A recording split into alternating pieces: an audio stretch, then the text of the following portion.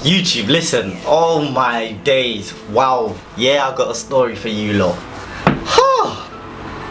I'm still trying to understand how this is real. Like, I really do. Like, when you guys hear this story, how in the world can all this happen to one person?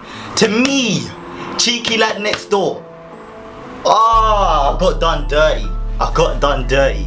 Listen, let me just get into it. It was my friend's birthday. Her name was Rihanna. Yeah, it was her birthday. Shout out to her. Basically, everyone who's part of the group decided to flipping go out. Right, my phone needs to shut up because it's making hella noise. Cool. So yeah, it was my friend's birthday, and obviously everyone decided to go out to celebrate. Now, usually before I go out, pre-drinks obviously, you drink a lot, you get a nice wave going. Yeah, everyone's feeling merry, everyone's feeling good. This time I didn't. The reason why I didn't is because I knew we had a table when we got to the club, so obviously there was going to be drinks there.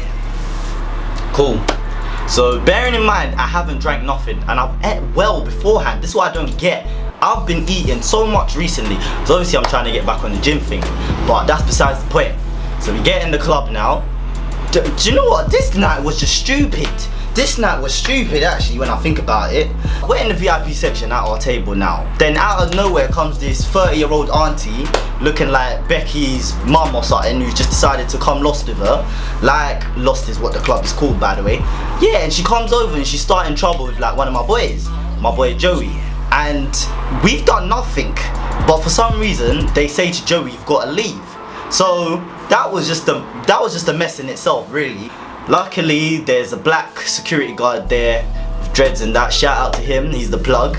He basically was just like, listen, my instinct is you guys ain't caused no trouble. Just go back in there, mind your own business, whatever. So cool, we go back in there now. The bottles come over. Yes, the bottles come over. It's that time, it's time to drink. So they come over and there's like 2 bottles of vodka. This vodka I've never even seen in my life and I don't ever want to see again. It had like some blue label. Like, if you know what it is, tell me. Like, leave it in the comments because I don't know any vodka that has a blue label. So it comes over, got some Red Bull as well. So I start mixing, start drinking. Like, I'm drinking well. Slowly, I'm taking my time. Like, I'm not feeling no wave whatsoever. Understand, I was feeling no wave whatsoever. So then we started doing vodka straight. When my boys were just passing the ball around, doing vodka straight, doing shots. Okay, I started to get a little bit tipsy, but I'm still there. Like, I'm enjoying myself. Everything's good. Now I'm in the perfect state. Yeah. Now this is why this story time is just a mess, because it's not even like I'm telling it from my perspective. I'm telling it from what everyone else had told me of the night. I'll black out. From my own mind, I remember nothing from the club after one dance came on. I get one piece, I pray. That's why I need a one dance. Next thing, I woke up the next day in bed. Like, what? I woke up in bed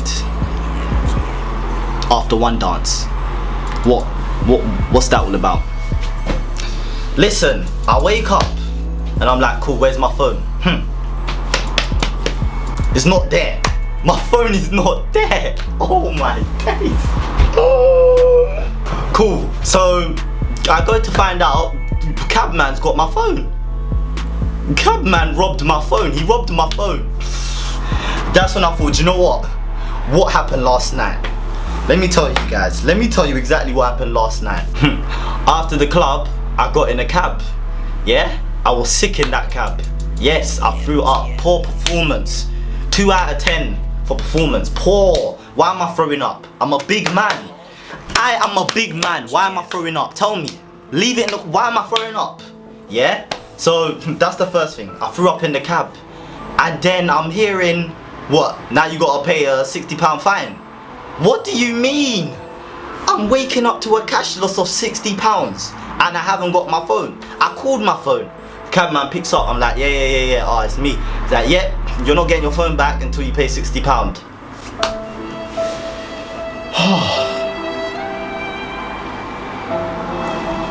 £60.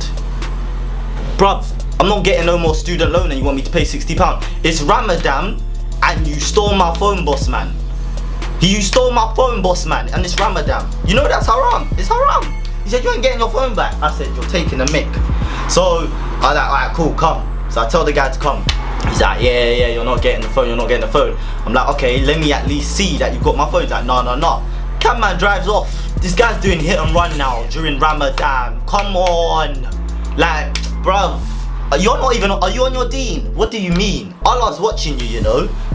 Listen, you will be punished. Don't watch that. You will be punished. But long story short, I just decided, you know what, let me just make the cash loss. I lost £60 just like that. So cool. Now that would have been all fine. Everything would have been okay. I would have been able to handle that. But me being cheeky lad next door, I've made a name for myself in the uni now. I'm a known guy. And the problem is I have bait friends. Like Abby, Joel, they finished me on Snapchat. The whole of Snapchat knew about my mistakes from the night before. Why am I waking up? They were doing their own story time on Snapchat. I was holding the biggest L's, you don't understand. I felt like Bugsy Malone, I felt like Meek Mill. I was rubbished in front of the whole of Bournemouth basically. The whole of Bournemouth knew about my mistakes. The whole of them. So that happened anyways. I had to accept it.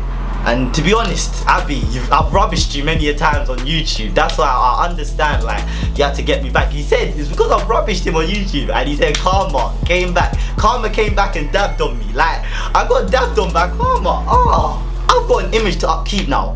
Literally, I can't be drinking no more. I can't. So after all of that, I just thought, you know what, forget Bournemouth, yeah? I just want to go home. Paid £25 for a coach back to London. £25. So at this point I've paid £85 in less than 2 hours. £85 to retrieve an item that is mine and to travel from one spot to another. I pack my stuff, then I'm like, you know what? Let me take a nap. Then when I wake up, just go.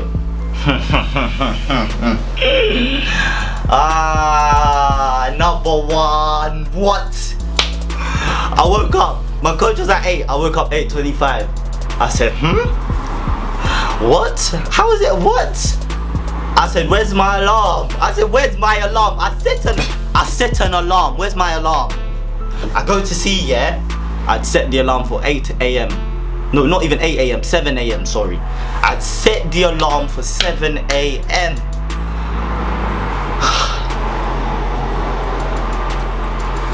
Poor performance. And because one of my boys, Joel, I've known him since like primary school, like, so I've known him from back home. So obviously he's got people on his Snapchat from back home. So not only have I been rubbish to the whole of my uni, but now everyone from back home knows that I made mistakes. I woke up, I got my phone back, and my boys were already messaging me from back home, and they were like, Ruben, how'd you do that? I'm like, how did they know? They knew before me. They knew the whole story before I knew the whole story. Do you know what? Let me not even sit here and say I'm not gonna drink anymore. But the way I drank that night, that cannot happen again. Drink alcohol like it's water. No more. I can't do it. I'm not about that life. I need to accept it. I need to stay in my lane. Guys, stay in your alcoholic lane. Don't go swerving, dipping and diving into different lanes, because trust me, you'll end up like me. You'll end up Mr. L. Apparently I put the L in low. The L in low. Why are randoms on Abby's Snapchat telling me I put the L in low? You must be bluffing. Let me tell you now, Abby, Joel, you will mess up again. You will mess up again. Big time. And when you do, I'll be there, YouTube man, yeah? With the camera, waiting, with the Canon.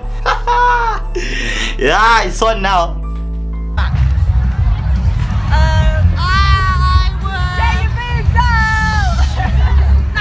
Wool up, nigga. Wool up, just wool up.